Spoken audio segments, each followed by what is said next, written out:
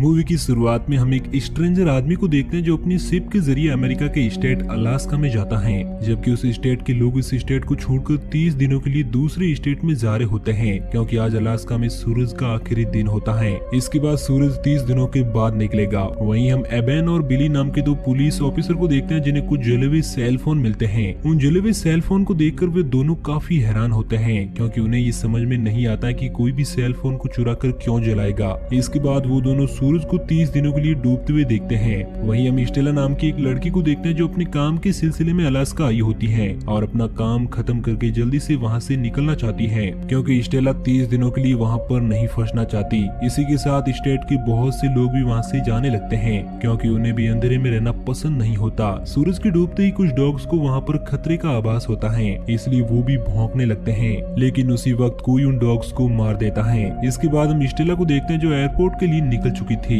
लेकिन बीच रास्ते में ही उसकी गाड़ी का एक्सीडेंट हो जाता है और वो यहाँ पर फंस जाती है। बीच रास्ते में फंसने के कारण स्टेला अपने बॉयफ्रेंड एबेन को कॉल करती है और उसे एयरपोर्ट छोड़ने के लिए कहती है, लेकिन एबेन को कुछ जरूरी काम के लिए जाना होता है, इसलिए वो स्टेला की मदद करने के लिए बिली को भेजता है और एबेन खुद जॉन के पास चला जाता है, क्योंकि किसी ने जॉन के डॉग्स को बहुत ही बुरी तरह से मारा होता है। वहीं दूसरी तरफ बिली स्टेला को लेकर एयरपोर्ट पहुंच जाता है, लेकिन जब तक वो लोग वहां पर पहुंचते हैं तब तक स्टेला की फ्लाइट वहां से जा चुकी थी। ये देखकर स्टेला काफी दुखी होते हैं, क्योंकि वो अब यहाँ पर 30 दिनों के लिए फंस चुकी थी। इसके बाद हम एबेन को देखते हैं जो पुलिस स्टेशन वापस आता है, जहाँ पर उसकी ग्रैंड मदर और उसका भाई उसके साथ रहते थे। पुलिस स्टेशन पहुँचने के कुछ ही देर बाद एबेन को एक फैक्ट्री से कॉल आता है, जहाँ पर उसे विल्सन और कार्टर नाम के दो व्यक्ति मिलते हैं। विल्सन एबेन को बताता है कि किसी ने उसकी प्राइवेट जेट को डिस्ट्रॉय कर दिया है। एबेन इन सभी घटनाओं के बारे में सुनकर काफी हैरान होता है, क्योंकि उसे समझ में ही नहीं आ रहा होता है कि आखिरकार सिटी में ये क्या हो रहा है। इसके बाद हम लैम्बर्ट नाम के एक आदमी को देखते हैं जो उस सिटी के पावर हाउस में काम कर रहा था। काम करते हुए लैम्बर्ट को एक अजीब सी आवाज सुनी देती है, जिसका पीछा करते हुए वो बाहर जाता है, लेकिन जैसे ही लैम्बर्ट बाहर आता है तो उस पर बहुत सारे वैम्पायर टूट पड़ते हैं और उसे मार देते हैं। इसके बाद हम उस स्ट्रेंजर आदमी को देखते हैं जिसे हमने मूवी की स्टार्टिंग में देखा था। वो एक रेस्टोरेंट में कच्चे मांस के लिए एक लेडी वर्कर से मिसबिहेव कर रहा होता है। तभी वहाँ पर एबेन आ जाता है जो उस स्ट्रेंजर को वहाँ से जाने के लिए कहता है, लेकिन वो स्ट्रेंजर एबेन की बात न मानकर उस पर ही भड़कने लगता है और उसे मारने के लिए तैयार हो जाता है। लेकिन जैसे ही वो स्ट्रेंजर एबेन को मारने के लिए आगे बढ़ता है, वहाँ पर स्टेला आ जाती है जो उस आदमी पर गन तान देती है। ये देखकर वो स्ट्रेंजर स्टेला की ओर बढ़ने लगता है, लेकिन एबेन उसे पकड़ लेता है और अरेस्ट करके पुलिस स्टेशन में बंद कर देता है। इसके बाद हम 3 वर्कर्स को देखते हैं जो मस्ती करते हुए अपने घर की ओर जा रहे होते हैं। तभी रास्ते में उनके एक साथी को एक वैम्पायर पकड़कर वहाँ से ले जाता है। वो वैम्पायर उनके साथी को इतनी तेजी से वहाँ से ले जाता है कि उन्हें कुछ भी समझ ही नहीं आता है कि उनका साथी कहाँ गया। उसी वक्त उनका साथी उनके सामने गिर जाता है, जिसकी हालत देखकर वो लोग डर जाते हैं और वहाँ से भागने लगते हैं। इसके बाद हम एबेन और स्टेला को देखते हैं जो पुलिस स्टेशन में होते हैं, जहाँ का फोन और कंप्यूटर सिस्टम खराब हो जाता है। ये देखकर वो स्ट्रेंजर उनसे कहता है कि वो आ रहे हैं। दरअसल उसका इशारा उन वैम्पायर की ओर था, लेकिन जब एबेन उनसे पूछता कि तुम किसके बारे में बात कर रहे हो और तुम किसके लिए काम करते हो, तो इस बात पर वो स्ट्रेंजर उन्हें कुछ नहीं बताता। सिटी की लाइट चेक करने के लिए एबेन जब पावर हाउस जाता है तो वहाँ पर लैम्बर्ट का सिर देखकर डर जाता है और सभी लोगों को अपने घर के अंदर रहने की सलाह देता है। इसके बाद हम जॉन और उसकी वाइफ को देखते हैं जो अपने घर के अंदर होते हैं। जॉन की वाइफ जॉन के लिए भोजन बना रही होती है। तभी एक वैम्पायर उनके घर में आ जाता है जो जॉन की वाइफ को लेकर वहाँ से जाने लगता है।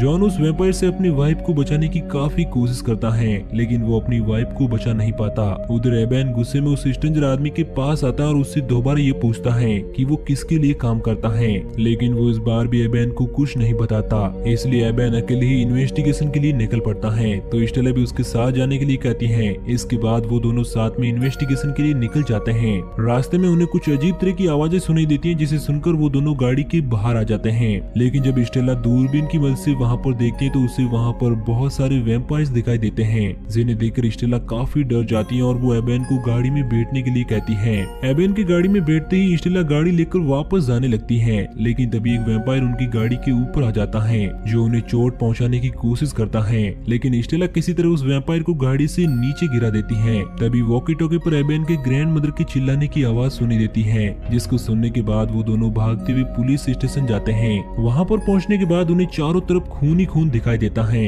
ना ही वहाँ पर एबेन का भाई जैक होता है और ना ही उसकी ग्रैंड मदर। ये देखकर एबेन काफी डर जाता है, क्योंकि उसे लगता है कि उसका भाई और उसकी ग्रैंड मदर दोनों मारे गए, लेकिन वो स्ट्रेंजर अभी वहाँ पर जिंदा होता है, जिसे देखकर एबेन को काफी गुस्सा आ जाता है और वो उसे मारने के लिए निकल जाता है, लेकिन स्टेला एबेन को रोक लेती है। इसके बाद हम उन वैम्पायर्स के लीडर कस्टरन टूमी को देखते हैं, जो अपने अजीब लैंग्वेज में वैम्पायर से कुछ कह रहा होता है। वही वैम्पायर के डर से कुछ लोग एक होटल में छिप जाते हैं, जिनमें एबेन का साथी जैक भी होता है। दरअसल जब वैम्पायर्स ने पुलिस स्टेशन पर हमला किया था तो जैक वहाँ से भाग निकला। वहीं वो वैम्पायर लोगों पर हमला कर उन्हें बेदर्दी से मारने लगते हैं, लेकिन एबेन और स्टेला उन वैम्पायर से बचते हुए जैक के पास पहुंच जाते हैं। जैक जब अपने भाई एबेन को देखता है तो उसे गले से लगा लेता है। इसके बाद एबेन सभी से कहता है कि हमें किसी सेफ जगह पर छिपना चाहिए। यह कहते हुए एबेन स्टेला के साथ उन वैम्पायर्स का ध्यान भटकाने के लिए चला जाता है, लेकिन जैसे ही वो लोग रास्ते पर जाते हैं तो वैम्पायर उन पर हमला करके उनकी कार को पलटा देते हैं। लेकिन जैसे ही वो वैम्पायर उन दोनों को बाहर निकालने वाले होते हैं, वहाँ पर ब्रावर अपनी मशीन लेकर आ जाता है और उन वैम्पायर को दीवार में दबाकर मार डालता है।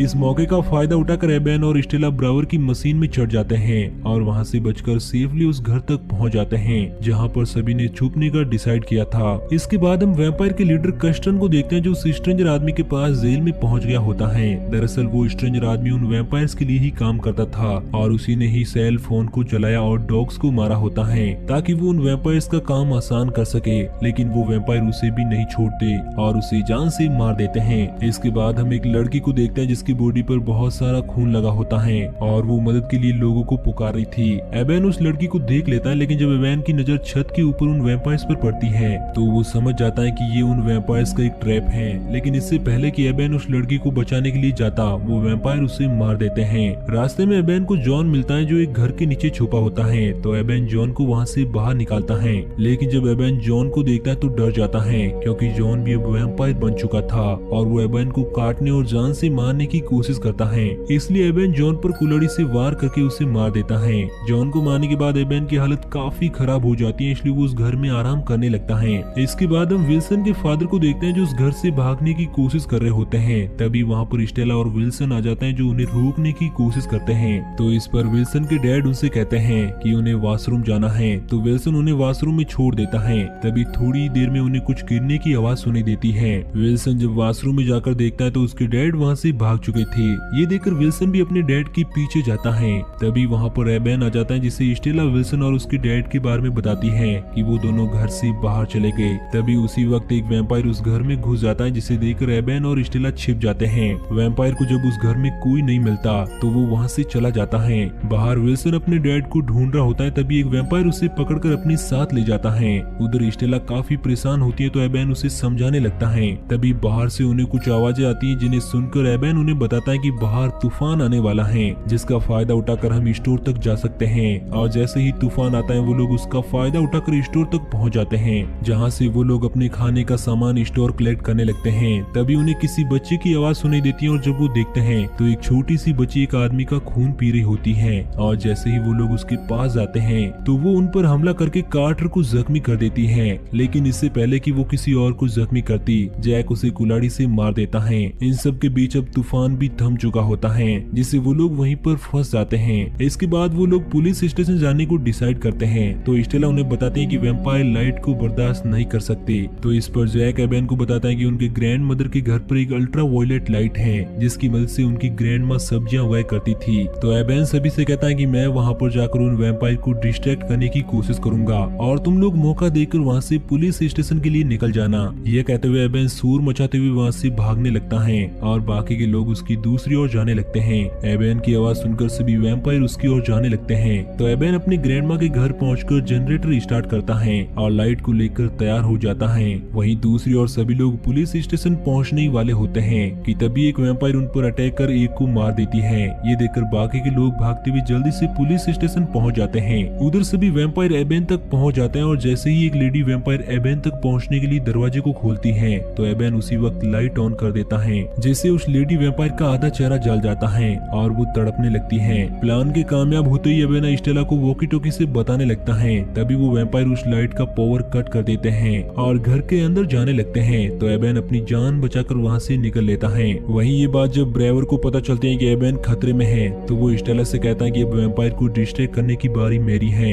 इसके बाद हम उस लेडी वैम्पायर को देखते हैं जो अभी भी तड़प रही होती है। तो ये देखकर उसका लीडर उससे मार देता है। उधर ब्रावर अपनी मशीन लेकर उन वैम्पायर पर हमला बोल देता है, लेकिन वो उन्हें ज्यादा देर तक नहीं रोक पाता। इसलिए वो खुद के साथ उन वैम्पायर को ब्लास्ट करने की कोशिश करता है, लेकिन वो उसमें भी असफल हो जाता है। तो वैम्पायर का लीडर उसे अपने पैरों तले कुचलकर मार देता है और ये सब एबेन अपनी आंखों से देख रहा होता है। एबेन जब पुलिस स्टेशन पहुंचकर सभी को बताता है कि ब्रेवर की मौत हो चुकी है, तो कार्टर सभी से कहता है कि स्टोर वाली लड़की के काटने की वजह से उसका व्यवहार भी बदल रहा है, इसलिए वो एबेन से खुद को मारने के लिए कहता है। तो एबेन कार्टर को एक रूम में ले जाता है और उसे मार देता है। धीरे धीरे अब 27 दिन बीत चुके थे। इसके बाद जब एबेन खिड़की से बाहर देखता है तो एक कमरे से उसे टॉर्च से सिग्नल मिलता है। तो एबेन भी अपनी टॉर्च को जलाकर उसे सिग्नल देता है। इसके बाद एबेन और स्टेला भागकर उस घर तक जाते हैं जहाँ से उन्हें बिली मिलता है। बिली एबेन को बताता है कि उसने अपनी फैमिली को मार डाला ताकि वो वैम्पायर उन्हें ना मार सके। इस पर एबेन बिली पर काफी गुस्सा करता है और किसी तरह उसे लेकर पुलिस स्टेशन पहुंच जाता है। लेकिन जब वो लोग पुलिस स्टेशन पहुंचते हैं तो वहाँ पर बाकी लोग नहीं होते। ये देखकर स्टेला कहती है कि शायद वो लोग स्टोर गए होंगे। तो इस पर वो लोग भी स्टोर जाने लगते हैं। तभी रास्ते में उन्हें किसी की आवाज सुनाई देती है, जिसे सुनकर वो लोग छिप जाते हैं। तभी वहाँ से एक बच्ची गुजरती है जिसके कपड़ों पर काफी खून लगा होता है। ये देखकर स्टेला उस बच्ची को लेने के लिए जाती है। तभी वहाँ पर एक वैम्पायर आ जाता है, लेकिन इससे पहले कि वो उन्हें देखता, स्टेला उस बच्ची को लेकर छिप जाती है और मौका मिलते ही वहाँ से भाग निकलती है। वहीं बिल्ली के पीछे एक वैम्पायर पड़ा होता है, जिसके कारण बिल्ली काफी डर जाता है। लेकिन कुछ ही देर बाद वो वैम्पायर वहाँ से चला जाता है। वहीं एबेन घूमते हुए एक ऑयल फैक्ट्री में पहुंचता है, जहाँ पर उसे उसका भाई और बाकी के लोग मिलते हैं। एबेन अपने भाई जैक से मिलकर काफी खुश होता है। वहीं वैम्पायर का लीडर सभी वैम्पायर से वहाँ आग लगाने के लिए कहता है ताकि वो वहाँ छिपे सभी लोगों को मार सके। वहीं बिली घूमते घूमते उसी ऑयल फैक्ट्री में चला जाता है जहाँ पर एबेन होता है।